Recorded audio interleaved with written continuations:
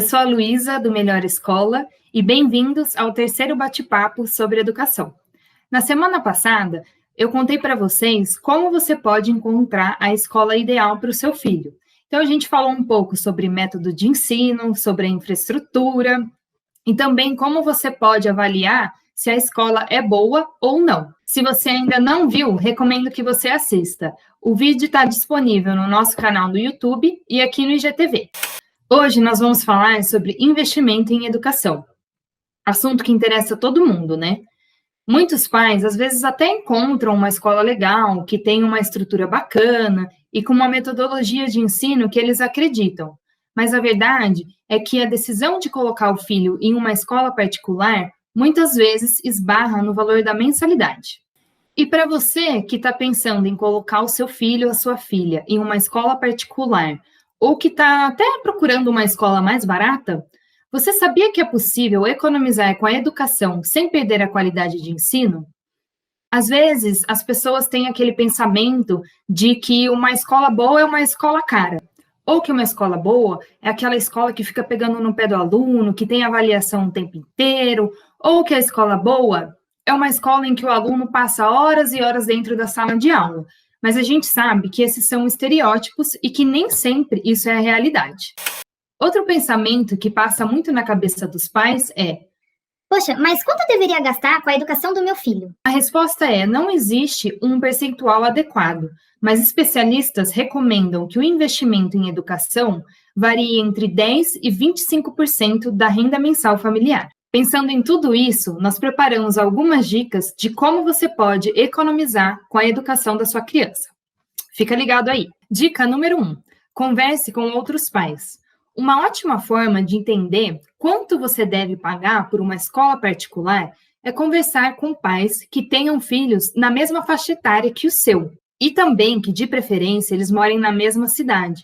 Assim, você tem uma perspectiva mais próxima da sua realidade. Hoje em dia, existem vários grupos de pais no Facebook, no WhatsApp, no Telegram, para falar sobre educação e debater também sobre alguns assuntos relevantes para o desenvolvimento da sua criança. Falando nisso, o Melhor Escola tem uma comunidade bem bacana dedicada só para isso. Se você tiver interesse em participar, eu vou deixar o link para você aqui na descrição do vídeo. Esses grupos são ótimos para comprar itens usados que você pode aproveitar para sua criança, como livros, mochilas, material escolar e uniformes. Mas algumas escolas também promovem esses encontros. Eu lembro que onde eu estudei, todo início de ano eles realizavam uma espécie de brechó.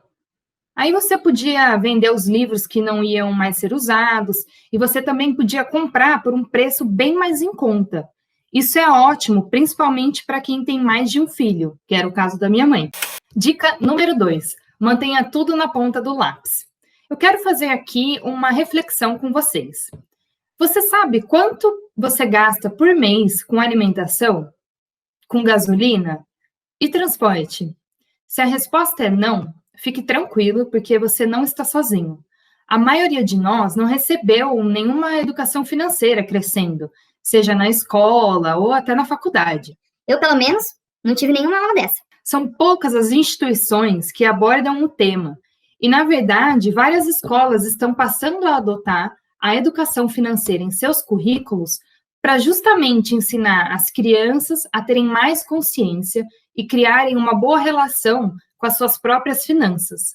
Ou seja, elas querem preparar adultos mais conscientes do que gastam. Voltando um pouquinho, anotar tudo na ponta do lápis vai ajudar você a avaliar quanto você realmente pode investir na educação do seu filho. Uma dica legal é, quando você estiver procurando por uma escola, anotar tudo na ponta do lápis vai ajudar a você a avaliar quanto você realmente pode investir na educação do seu filho. Então, vamos supor que você achou uma escola interessante e você quer matricular o seu filho lá e a mensalidade dela é de R$ 500. O que acontece normalmente? O pai pensa: pô, R$ 500, eu consigo pagar isso por mês. Ao invés de considerar que você vai gastar R$ 500 por mês, considere que o seu gasto real será de R$ 750 por mês. Ah, mas por que, Luísa? Porque o custo com a educação, ele nunca para na mensalidade. Sempre tem um gasto aqui e ali com material escolar, ou seu filho vem falar, poxa, pai, vai ter um projeto novo de artes que eu tenho que usar uma cola especial com glitter, ou a escola vai realizar um passeio. Enfim, ter uma reserva de emergência nesses casos é fundamental para evitar surpresas indesejáveis. É igual quando a gente toma uma multa de trânsito, que a gente não estava esperando. Aí chega no final do mês aquele boleto a mais e a gente não se preparou para gastar aquilo. Então, esse cofrinho, ele é essencial.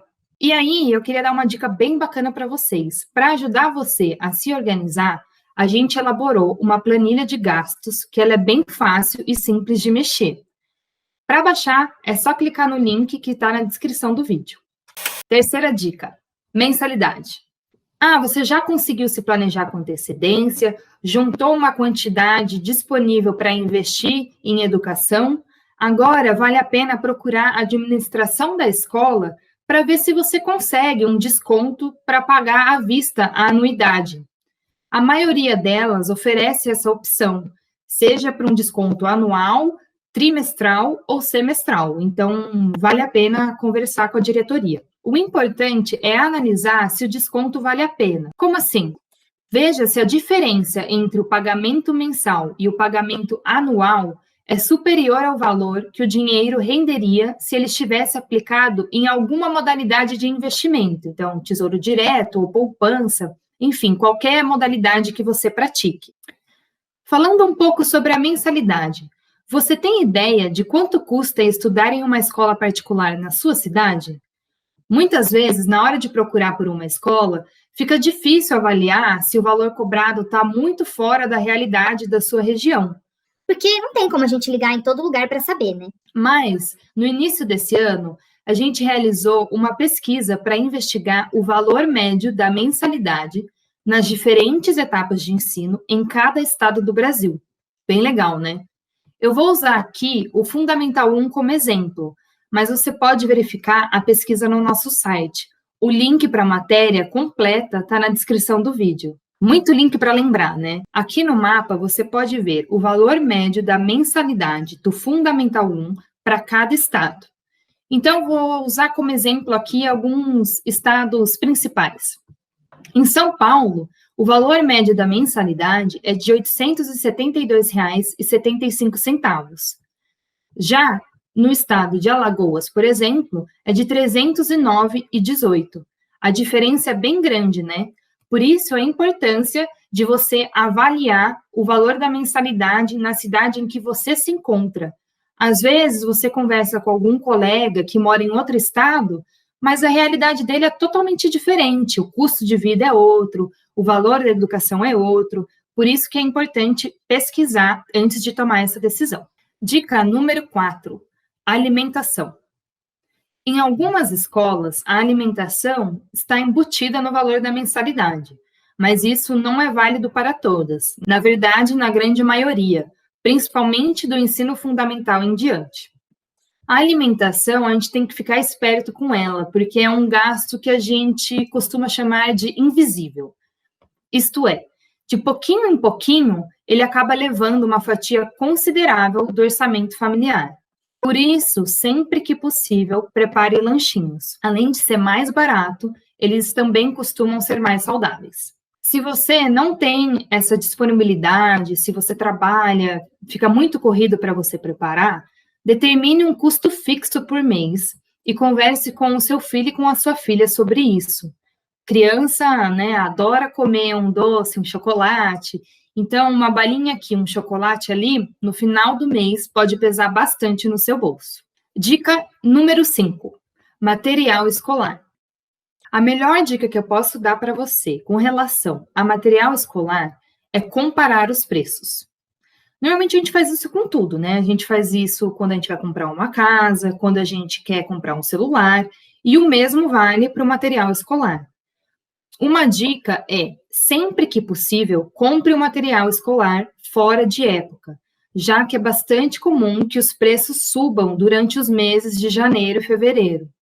Às vezes, não tem muito como fugir, né? Porque a escola só libera o conteúdo que vai ser trabalhado no semestre no início do ano. Mas se você tem essa possibilidade, opte por comprar fora da época. Outra dica bacana para economizar nos livros didáticos é comprar de segunda mão. Hoje em dia, tem vários aplicativos disponíveis na internet que trabalham com venda e troca de material escolar, como o Lista Fácil, Jacotei, Escola Fácil. Enfim, é só você colocar lá no Google material escolar usado, que vai aparecer uma lista de opções para você. E como eu disse antes, tem aquelas feiras que rolam em algumas escolas de troca, então também é um bom lugar para você adquirir esses livros. Você também pode ir em sebos ou tentar sondar outros pais de crianças mais velhas nas redes sociais ou nos grupos de WhatsApp da escola. Hoje em dia tem muitas escolas que têm esses grupos de pais. Tome cuidado apenas para não comprar livros muito antigos, já que eles podem estar desatualizados. Dica número 6, transporte escolar. Essa é a última dica que eu vou dar hoje, mas ela também é muito importante na hora de economizar na educação do seu filho. É procurar a chamada carona solidária, em que um grupo de pais faz rodízio para levar e buscar as crianças na escola. Isso é algo que aconteceu muito na minha família. Tinha alguns vizinhos que estudavam no mesmo colégio que a gente, e aí os pais fizeram um acordo. Em uma semana, os meus pais eram responsáveis por levar todas as crianças para a escola, e na outra semana, o pai do vizinho fazia a mesma coisa. Outra alternativa é tentar optar por uma escola que fique próxima da sua casa. Assim, dependendo da idade da criança, é claro, ela pode ir andando até o local e você economiza bastante com a gasolina. Vale lembrar também, para quem utiliza o ônibus, sobre o transporte, né? Vale lembrar também que, para quem usa ônibus, sempre tem a opção do passe livre ou passe estudantil. O nome muda conforme a cidade, mas o interessante é procurar por esse benefício, já que o estudante vai pagar um valor bem mais barato na passagem. A gente deu algumas dicas para você sobre como você pode economizar na educação do seu filho. A gente falou sobre conversar com outros pais, sobre anotar tudo na ponta do lápis, ou seja, fazer um planejamento financeiro. A gente falou sobre o valor médio das mensalidades ao redor do Brasil. Conversamos sobre dicas de como economizar no material escolar, a alimentação e o transporte. É claro que nem sempre você vai conseguir aplicar todas elas, mas eu espero realmente que algumas delas sirvam para você e que no final do mês sobre um dinheiro que você possa reverter, seja para a própria educação do seu filho ou para algo que é importante na sua vida. Com alguma dúvida ou quer saber mais sobre algum tema específico, por favor, deixe aqui nos comentários e também fique ligado no nosso canal. Se inscreva, Aperte o sininho, dá um like, não sei todas as opções que tem, mas faça tudo que dá para fazer. Toda semana a gente vai abordar um assunto diferente que é para ajudar você na educação do seu filho, para que ele tenha um desenvolvimento estudantil e também uma formação pessoal ainda melhor. Um abraço e até a próxima conversa educativa.